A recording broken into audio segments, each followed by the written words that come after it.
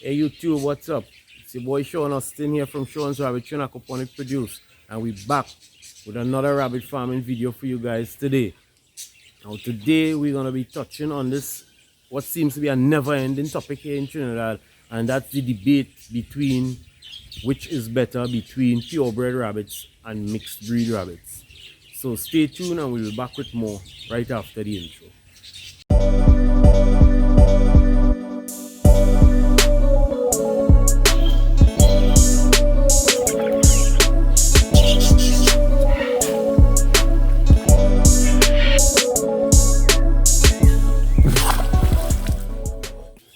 Okay guys, so we're back. Now today we're looking at mixed versus pure. Like I said, this has been an ongoing topic on all the chat groups here in Trinidad and Tobago for some time now, and I think it's only fair that we look at the pros and cons of either, and I mean what is really fueling this debate. Generally speaking, people here tend to look down on persons who don't have purebred rabbits or who have mixed breed rabbits. I'm of the view that to each his own, because everything has its place, everything has its purpose. There's nothing wrong with having mixed breed rabbits as long as they fulfill your purpose for keeping rabbits. Now sometimes it becomes a problem, but we'll get to that. So saying that now, I mean, because even here at Sean's Rabbit Train Aquaponic Produce, we have some mixed rabbits. However, they have a purpose here, right? We have some Californian and New Zealand crosses that we use strictly as production does. When I say production does, I mean meat production. So it means that everything that they produce will be going to market as meat. None of it will be kept to be sold as breeding stock, and none of it will be kept as future breeders. So for all intents and purposes, those mixes suit our purpose. Now, if you're a person going into rabbit production, me personally, I don't believe that you should start with mixed breed rabbits. However, a lot of people do, because the main reason being that it fits into their budget, seeing that purebred rabbits are usually a bit more expensive. They may not have the finances at the time to purchase the rabbits that they want to, so they start with whatever they have. The problem with that is that most times when they buy these mixed breed rabbits, they buy them from someone who has no set of record keeping to speak of whatsoever. So you're starting off with mixed breed rabbits and you have no clue what they even mixed with. So you are going to further mix those mixes for want of a better word. So I think there's just a lot of uncertainty there, and like I said, if you're a backyard farmer or a homesteader and you're just rearing a few rabbits just to supply your table, you know, for your own personal consumption, that's fine. There's no problem with that whatsoever. The problem arises when you now decide to sell those rabbits. And that's something we're going to talk a little bit more after this short break. Okay. So we're talking about mixed and purebred rabbits. Here at our farm, we keep very meticulous records because we believe in having a pedigree system where you'll be able to keep track of all your rabbits. So you'll be able to maintain a few unique lines within each breed, so that you can be able to sell breeders that are unrelated. Now, here in Trinidad and Tobago, and I don't know about other parts of the world, you all let me know in the comment section, but here in Trinidad and Tobago, we have a big problem here with the amount of mixed breed rabbits that are available on the local market. The gene pool is very small, so I'll be honest with you, most of the rabbits aren't that good. That is why myself and a number of other farmers went through the process and the expense of importing breeding stock into the country so that we'll be able not just to expand our operation but also supply some of the local farmers with good rabbits. But like I said, good can't be cheap, so in most cases a lot of people think the rabbits are too expensive, so they buy something else, and that's fine. I have no problem with that. All of that stems from the fact that here in Trinidad and Tobago we don't have any governing body for rabbit farmers. Like in the US, I know they have the American Rabbit Breeders Association, where registered farmers can register their breeds and all of their rabbits, so they sell pedigreed stock and things like that. I know in England, I think they have it's the BRC, the British Rabbit Council, you know, and they keep records of registered rabbit farmers as well as recognized breeds of rabbits and the breed standard for each breed. Nothing like that exists here in Trinidad and Tobago. And as a result of that, you see a lot of false claims being made. And this is where the problem comes in. Like I said before, there's no problem with you keeping mixed breed rabbits. The problem arises when that person decides to sell those rabbits and purport them to be purebred rabbits. I think that's very dishonest and lacking in integrity, because without integrity we don't have anything. Okay, so even here at our farm, there are times when, let's say, a rabbit escapes, because we tattoo all our rabbits from the time they're weaned. But if a rabbit should escape prior to being tattooed, and we can't say for certain which cage it escaped from, that rabbit is never reintroduced into the herd. It's put aside in a separate cage and it's not kept or sold, because we can't give you for sure a pedigree for that rabbit, because we don't know which cage it came from. So that rabbit is just most times put aside for meat production. Now, I mean, we breed on a large scale, so we probably have the luxury to do that. Some people can't.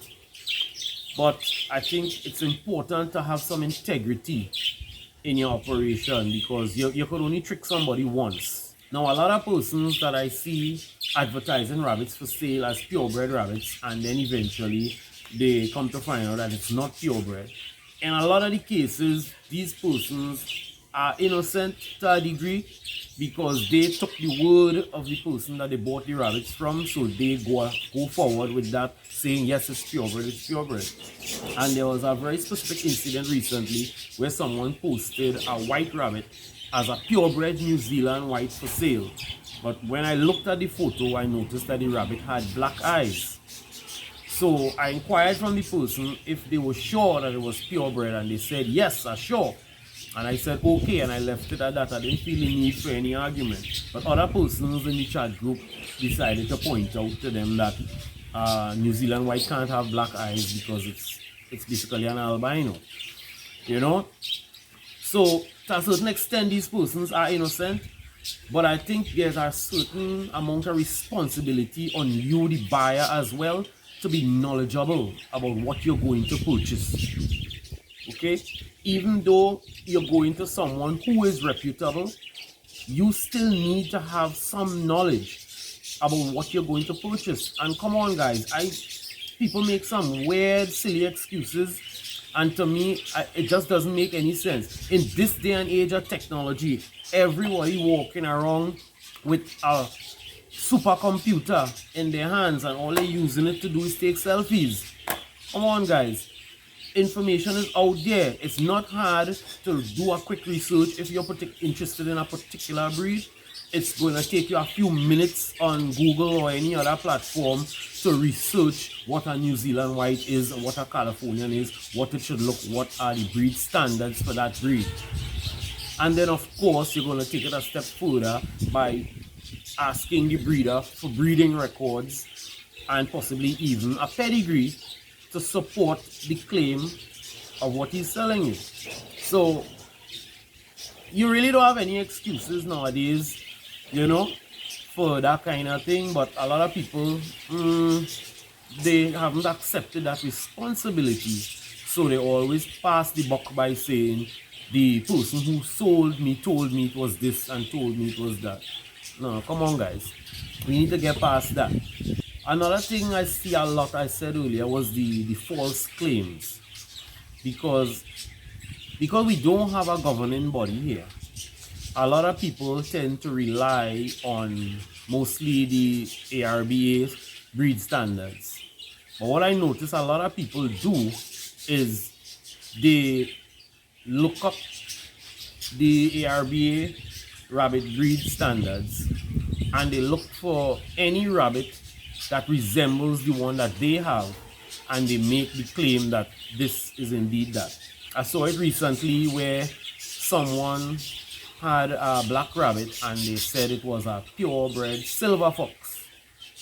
Now to my knowledge, I mean I could be wrong because anybody could import rabbits into the country, but to my knowledge I don't know anyone in our country that has purebred silver fox rabbits. However, the person claimed that they had a purebred silver fox, and looking at the rabbit you could tell that they simply looked up different breeds of rabbits and they looked for the one that resembled theirs and they say, okay, this is that, when it's not.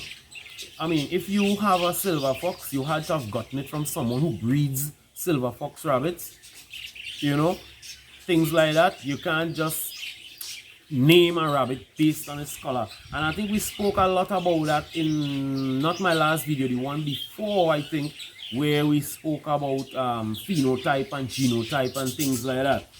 So if you guys haven't seen that video, I'll leave the link somewhere up here or here.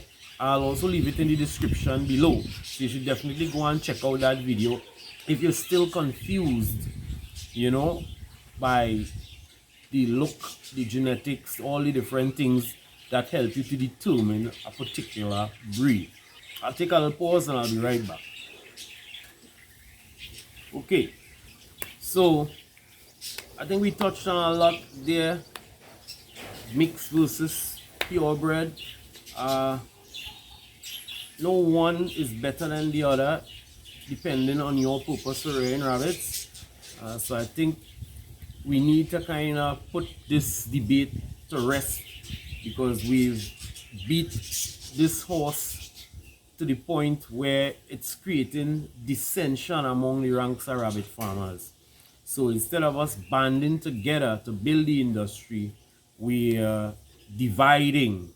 So whereas we started off with one rabbit farmers chat group that would eventually become some type of association, we now have, I believe, 3 different rabbit farmers groups because of all those who can't get along with the other. But that's human nature. We can't get away from things like that.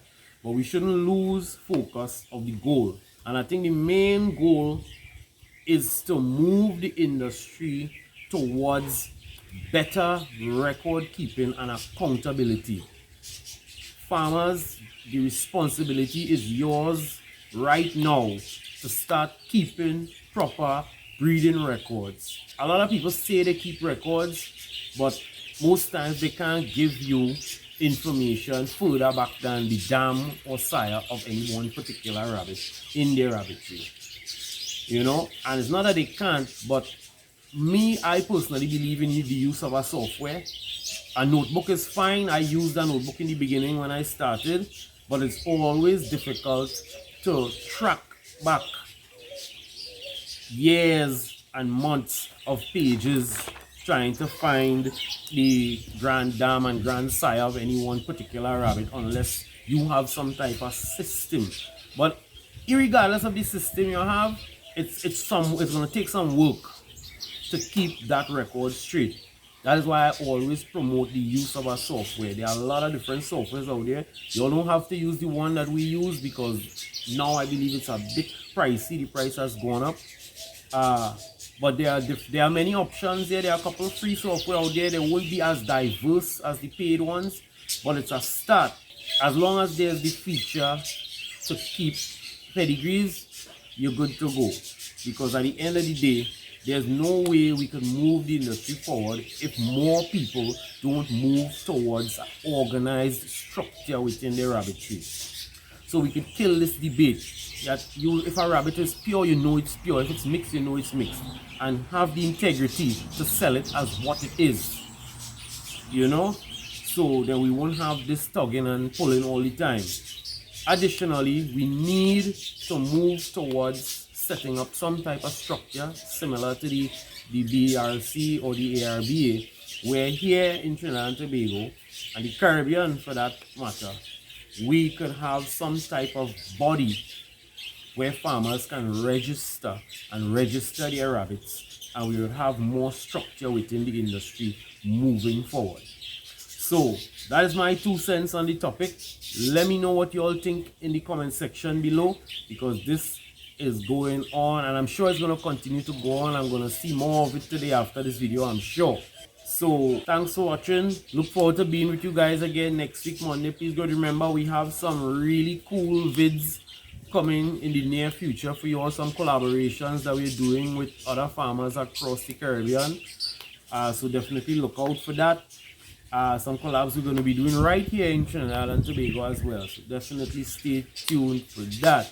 So until next time, Sean Austin, Sean's Origin Aquaponic Produce. On behalf of my business partner, Sean McLean, see you guys next Monday.